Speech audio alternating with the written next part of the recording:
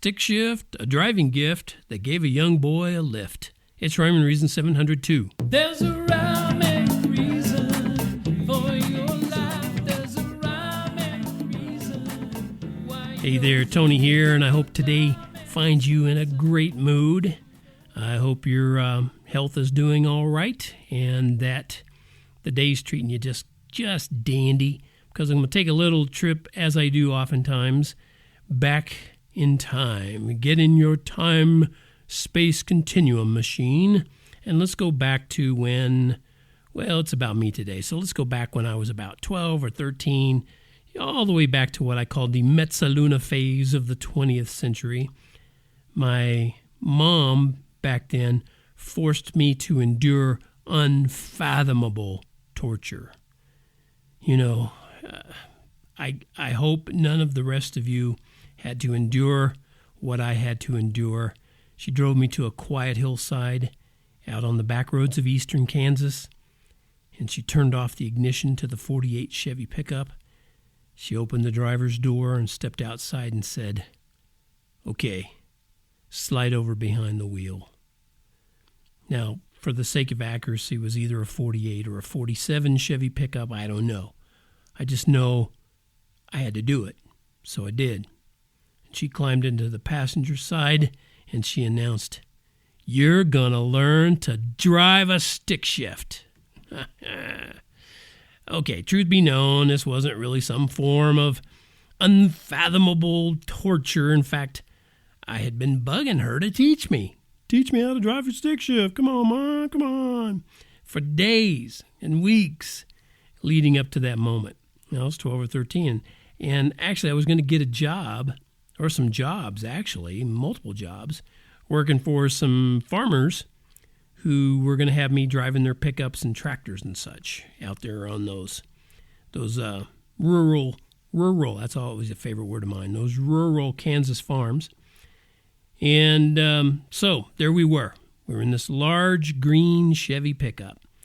Well, when I say green, it's, like, hey, some green was there. It's really cool how those old pickups, because they were such stronger, heavier metal, they would get a patina rather than just rusting through. It was kind of cool looking. You've probably seen some on the road. Anyway, Mom had made sure to pull right up to the bottom of a fair-sized grassy hillside, facing it, and actually partly up it, as I recall, because she, obviously she was a monster mom who, she was just out there to humiliate me. Yeah, I mean, come on, what else could there be? No, that wasn't what it was at all. She wanted me to learn manly stuff, and manual transmission vehicle. That's an excellent start. I mean, come on. Manly and manual, they both start with man, so, duh. Anyway, Mom first showed me the shifting pattern on the stick shift, a lot of the old stick shifts, and as a matter of fact, I have a stick shift in my little blue Toyota pickup that on the handle or knob of the stick shift, you'll see the shifting pattern. And so she showed me that, and then, ran me through that and how that would be. And then she said, okay, you're going to have the left pedal all the way in with your left foot, and you're going to have the right foot on the middle pedal, and that's when you can start it up. So I followed the instructions perfectly, and the 48 Chevy pickup roared to life, and my 3-pedal lesson had begun. Yeah, everything was great so far. But then Mom said, now gently let the left pedal, also known as a clutch, you let that out as you lift your right foot off the brake and gently push the accelerator and give it some gas, and then let's go up the hill. So, she made it sound like, okay, you just do this, and you go up the hill, right? So I followed her instructions, and naturally, we went right up that hill. No, not quite so fast. Actually, I stalled out the engine, and there we still were. So, that's okay, Mom said. She said, turn it on again, and let's give it another try. Okay, see, what a monster, making me do it over and over. It's just a hard memory to have to recall. Anyway, we repeated that process a second time, and by golly, we had the same results. But then, on the third try, I got the clutch to the accelerator ratio just right. And we did go up that hill. And that's the day that my appreciation and, well, dare I even say it, my love for driving manual transmission vehicles was born. It was born that day. Matter of fact, the first car I bought, for $265, by the way, had a manual transmission. Yes, it did. It was a 65 Plymouth Fury with 3 on the tree, as they used to say. And then I had 3 automatic transmission cars, and none of them really lasted too long. But then I bought the famous little blue truck you heard me mention a few minutes ago, and it had 4 on the floor.